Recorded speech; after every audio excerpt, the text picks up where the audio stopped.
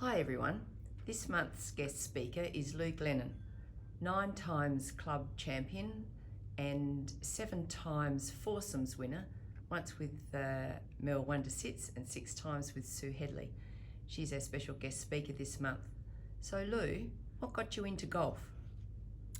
Well, I began my career in golf because of my parents, more to say because of my father.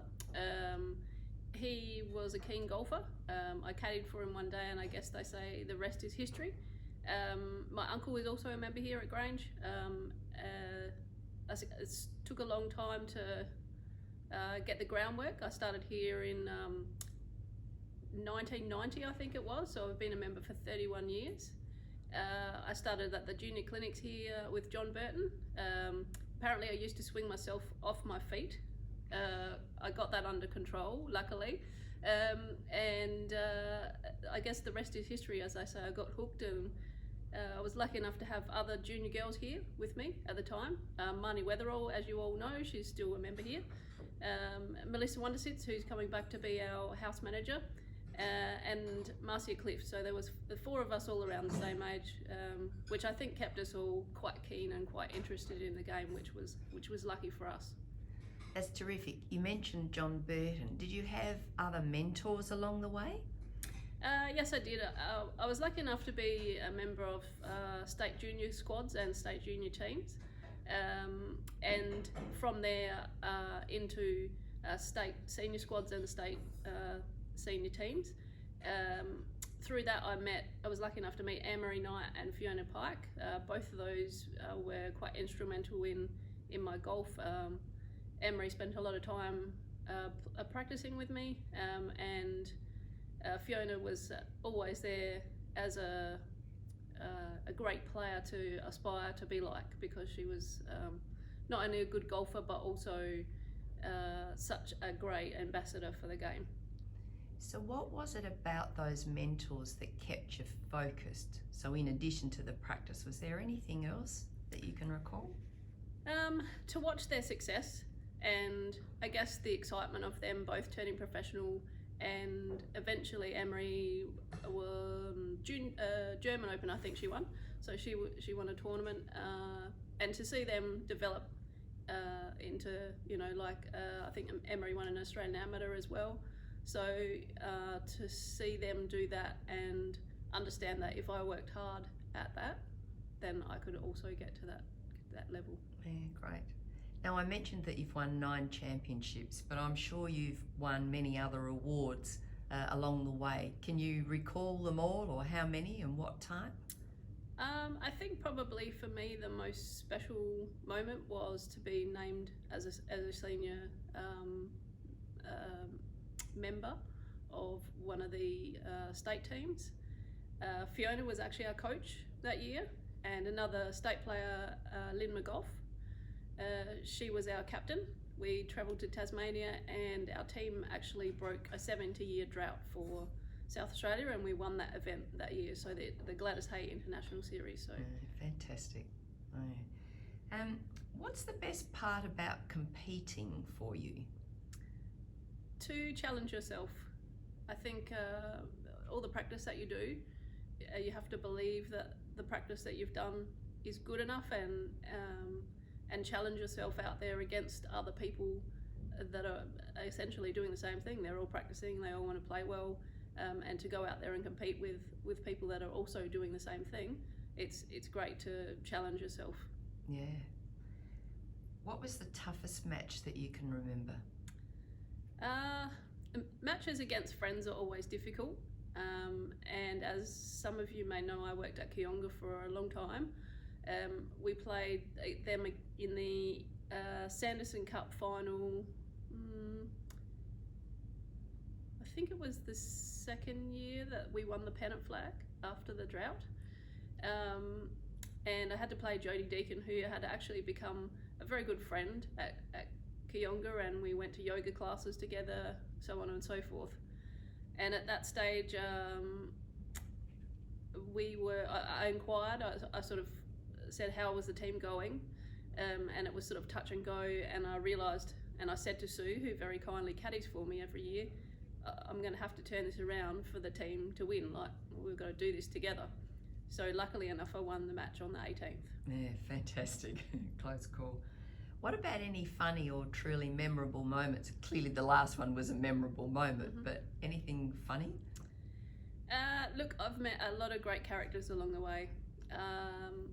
There's a couple of Glenelg members that are quite comical.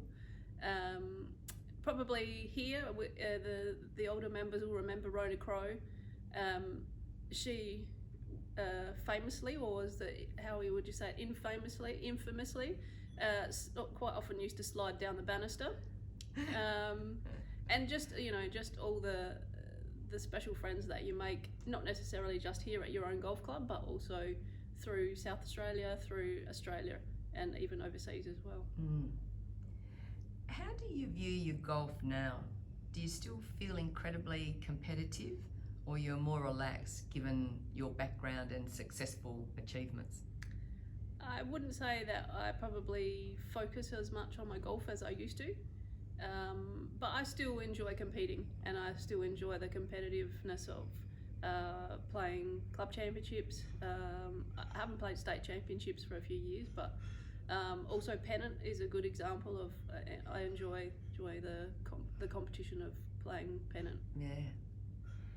So how did you prepare for the state championships and pennants? And I'm thinking probably here, how do you prepare mentally to help the rest of us? Give us some tips on that. I think the important thing is to trust that you've done practice. Trust yourself that you've been out on the putting green and you've practiced those parts. You've been out on the chipping green, you've practiced those chips, and just try and believe, and also try and relax at the moment of tenseness.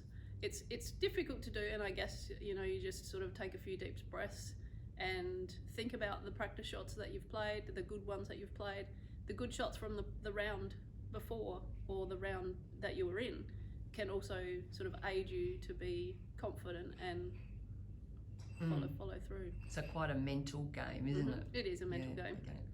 Okay. So other than strength of that particular characteristic, what other characteristics do you think bring you forward in a competitive environment? What are your strengths in that area? Well, everybody enjoys winning, so I guess that'd have to be a point. I do just enjoy challenging myself against other people, and I think probably that particular point of challenging yourself to do better and to be better than everybody else is a characteristic that has always stood me in good stead.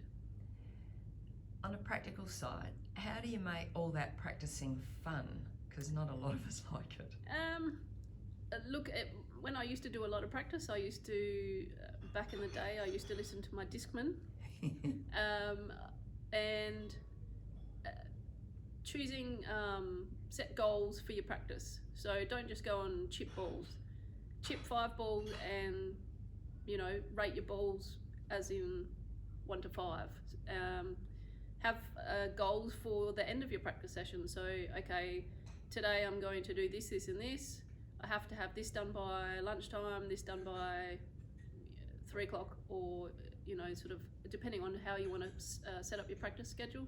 And also reward yourself. So at the end of the day, if you achieve all the goals, you can have another glass of wine. Talking of that, what do you do when you're not playing golf? I'm actually a remedial massage therapist. So I work at Semaphore Road Physio. I also have a quite keen interest in hobby photography. So take some photos here and there. And not that I've done a lot of it lately, but I also do play the guitar. There's something we'll have to tuck away. Is there anything else that you'd like to tell us about yourself? No, but in light of the interview, I'd like to just say to the lady members, the ones that are starting or the ones that are been here a long time, thank you to everybody that's always been interested in my game and asked me questions, asked me how I've gone.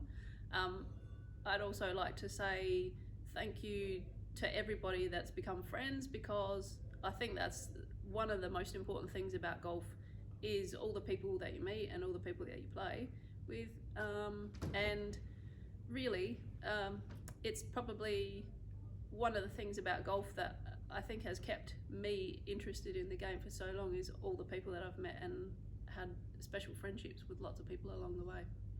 Thank you so much, Lou. It's No been problems. great. Really Thank you. appreciate it. Thanks, Liz.